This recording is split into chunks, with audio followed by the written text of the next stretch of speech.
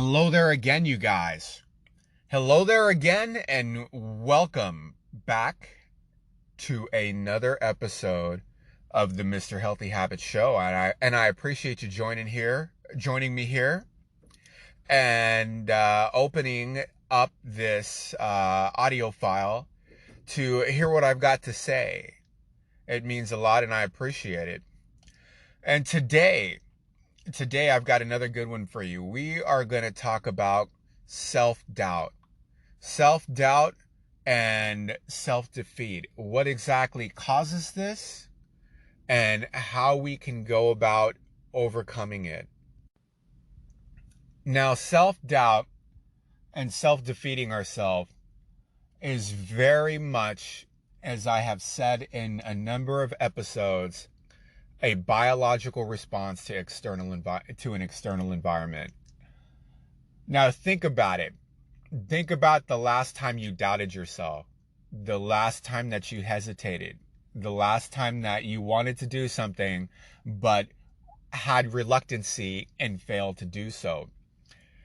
Think about the way that you felt, that feeling, that almost a chill that comes over you, that I've got no other way to describe it. Just that feeling. That is the biological response. That is a chemical release within your brain that it gives you that feeling. Everything else is just conceptualization. From there, our brain has a natural response to this chemical release to want to identify it and quantify it and explain it and use it to plot out a course of direction. Now, our brain is naturally going to respond to this release of chemical and interpret it how it sees fit. And that way it's going to interpret it, most often than not, is going to be to create this feeling or this concept of self-doubt, and to pull you back and to keep you away and to keep you safe. We do this because we're animals.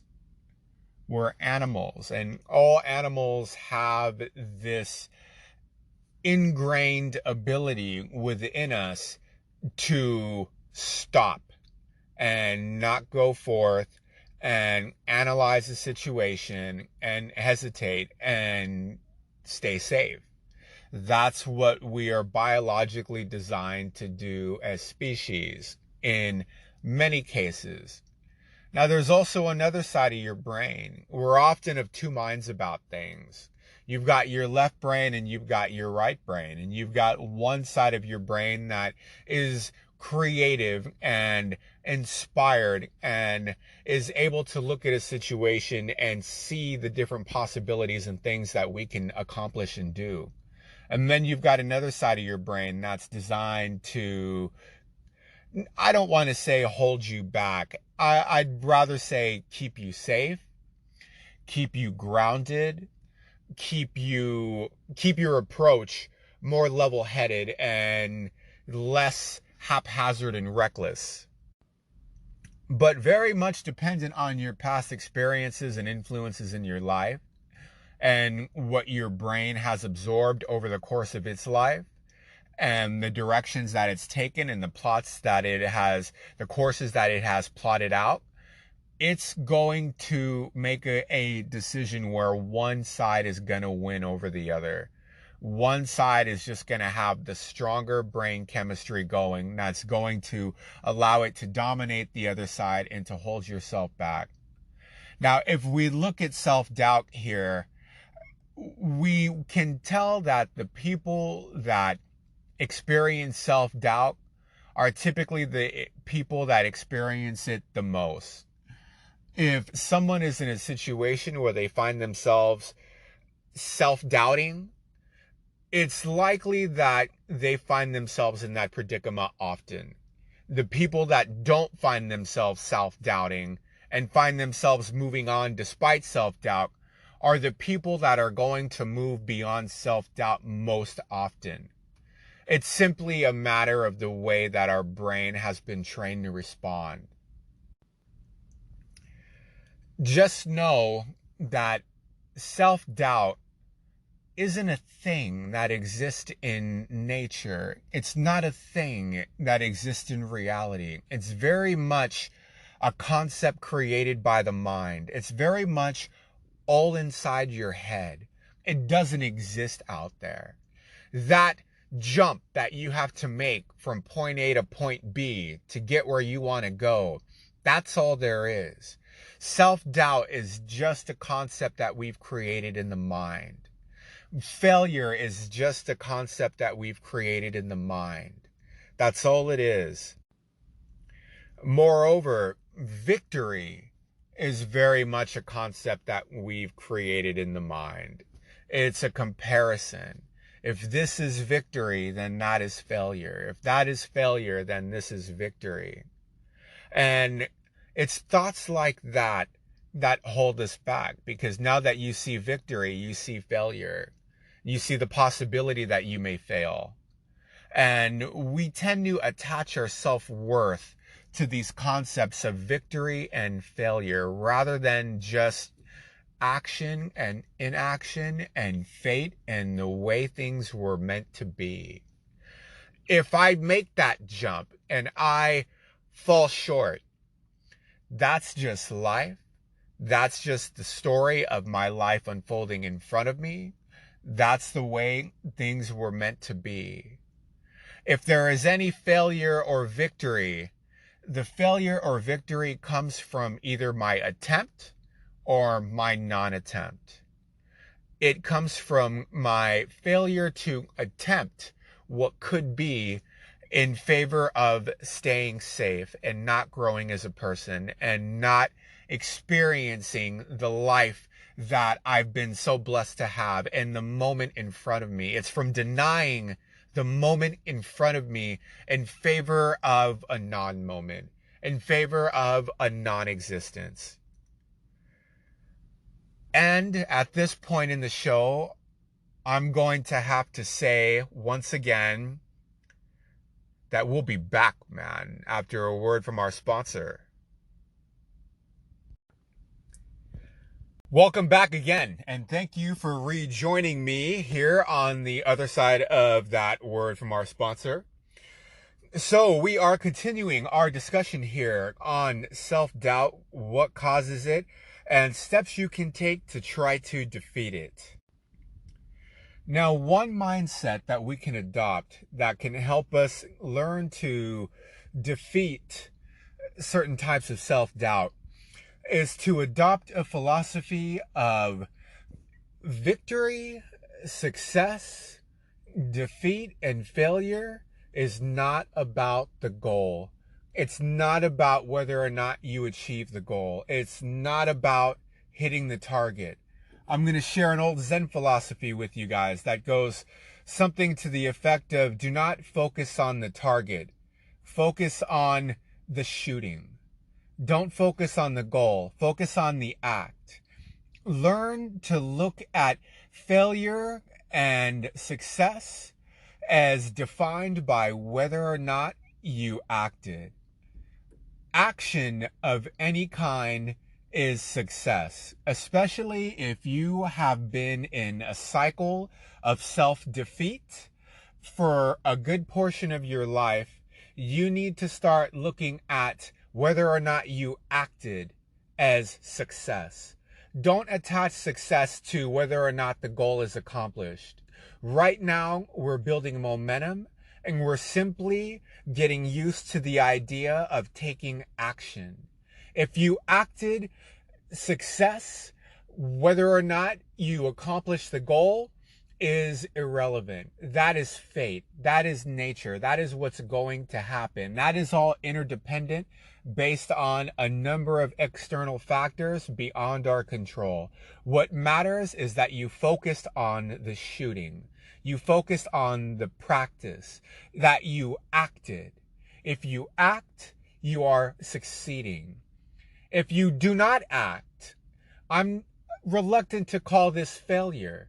But if the goal is to learn how to spontaneously act more, then success is defined by whether or not we took action and not by whether or not we were successful in our attempt. You miss 100% of the shots that you don't take. So if you do not act, you can, in an essence, look at this as if you failed to act. I don't want you to see yourself as a failure because you did not act. You are not a failure because you did not act. Your attempt may have failed because you failed to act. But that does not mean that you yourself are some type of failure. That is all just conceptualization by the mind. We are, in a sense, just watching a movie play out in front of us, taking in those experiences and influences into our lives that will help us to achieve the type of life that we want to live. One of action, not one of self-doubt. And another thing, another perspective, don't be afraid of your self-doubt. Don't wish it away. Don't look at it like it's forever, to quote Elton John. Do not be afraid of self-doubt. Self-doubt is just a chemical release in your mind. That feeling is just a biological chemical release that we are using to conceptualize this world around us, in which there is success, in which there is failure, and to which we are a part of to that end. Do not be afraid of self-doubt. Welcome it in. Allow it to sit with you. Allow it to sit next to you. Look at it, embrace it, and then remind your self-doubt. Remind that part of you that has these self-doubts. It's okay. This is your job to do this. You're only doing what comes natural to you. We do not have to be afraid. We're just conceptualizing, and I understand that you are just doing what you need to do, what you have been biologically programmed to do to help keep me safe. But remind that part of you, that self-doubt part of you, that it's okay. We're going to act. We're going to act, and we're going to live with the consequences without fear. You need to learn to take that part of you that has that self-doubt and to assure it that everything is going to be okay. Know that it is there for a reason. It's doing what it needs to do as part of its biological response to benefit you. But this isn't a life or death situation.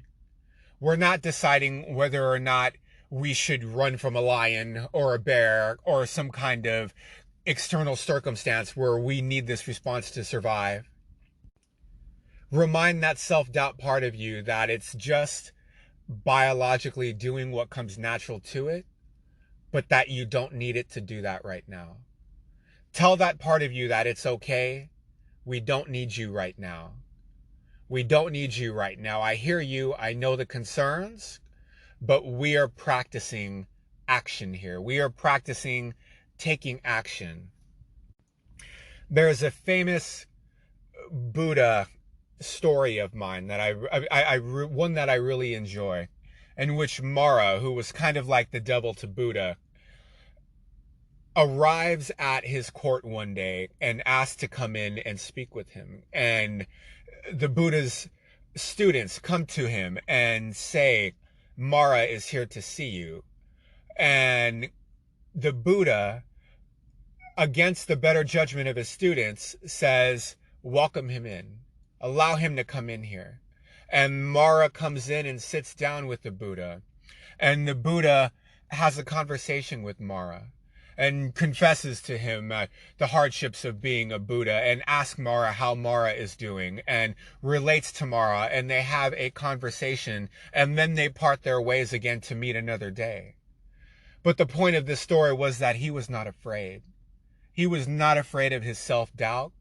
He was not afraid of defeat or any of these conceptualizations of the mind. He was very much willing to allow it to come in without wishing it away, sit with it, have a conversation with it, and then move on, knowing that he is okay to move on, and that mora, these conceptualizations, these thoughts cannot change who he has if he decides that he wants to act. You see, this is all about training our minds. This is all about training our minds to go after success and go after what we want in life despite self-doubt. Self-doubt is human nature. It is something that exists in everyone. But some of us have a more practiced mind at this, or they just have the different life experiences and influences that they've needed to allow them to move past this. Their brain is wired in a default way where self-doubt pops up and they just naturally go through it because they've practiced it many, many times. It's the way of life for them. It's like me when I get up at 4 a.m. and go in the garage and work out. I'm on autopilot. I don't know what I'm doing. I just act. The snowball going down the hill with momentum. That's how it can be for you to move past self-doubt. Self-doubt is a practice. You may likely be very practiced at self-doubting yourself. You may be very practiced at it to the point where when a situation arises and you start to doubt yourself, it's because your brain has practiced doing that. It's because the default neurological paths in your brain have led you to this path. You must teach it and practice moving the other way. It's a practice. That's all we're doing here in life is practicing. Look at it that way, and that can allow for you to take the pressure off. Take the pressure off and look at this as you're practicing the shooting, not focusing on the target. Know that whatever comes your way, you were born for this. Joan of Arc. Whatever situation falls upon you, fell on you interdependently of the circumstances that encompass the world around you. Those are yours. They were brought for you, in front of you.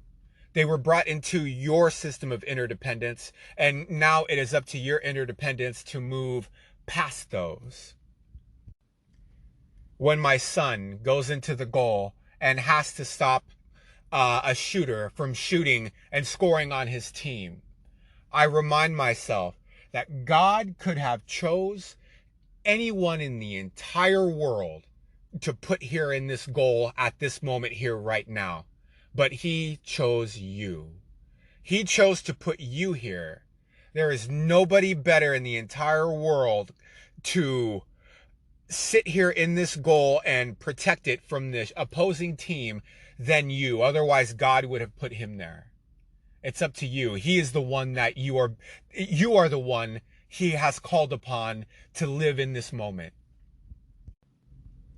And learn to detach yourself from that moment. Learn to detach yourself from it. Know that your self-worth is not on the line. If you have an obstacle in front of you and you quote unquote succeed or quote unquote fail, that doesn't change who you are as a person. That doesn't change your value or your self-worth. You're still very much you. If you succeeded or if you failed, inside you are the same person. Same values, same concepts, same self-worth. Do not attach yourself to the outcome. Once you start attaching yourself to things beyond your control, the world will shake you. The world will shake you and teach you how to self-doubt yourself. It will show you self-doubt.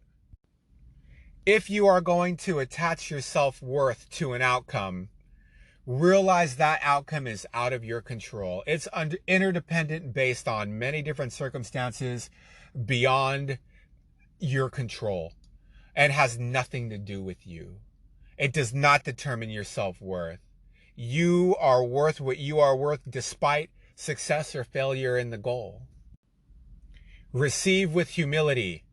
Let go without attachment. Marcus Aurelius. And at the end of the day, there is no magical words I can say that can just help you like a snap of a finger defeat self-doubt. There just isn't. It's a practice. It's a discipline. It's something you have to train your mind to do. But what this can provide you is an experience, an influence within your brain that you can absorb, that next time you have that situation in front of you where you're faced with self-doubt, you know that this is a practice. This is a practice. My self-worth here is not on the line. I need to teach myself how to act rather than to doubt myself. And that's all I'm doing here today, is practicing this without attaching my self-worth to the outcome. And I hope that helps you along your journey to learn how to act rather than to doubt yourself. Just remember that whoever we're talking about from history, whether it's Thomas Edison or Franklin Delano Roosevelt or Gandhi or Martin Luther King or Plato or Aristotle or Socrates or whoever, one thing that all these great minds share is they believe in themselves. They believed in themselves. That is one thing that I would like you to take from this. So believe in yourself. Have faith in yourself. Realize that you can do this. Believe in yourself. Thank you so much for joining me here today. I appreciate you guys. And follow me on Instagram at philosophical.reminders. The page is getting much better. I'm pretty happy with the work that I've done on it. My YouTube, Mr. Healthy Habits. Subscribe wherever you're receiving this podcast, the Mr. Healthy Habits Show. Thanks again. Love you guys. Take care.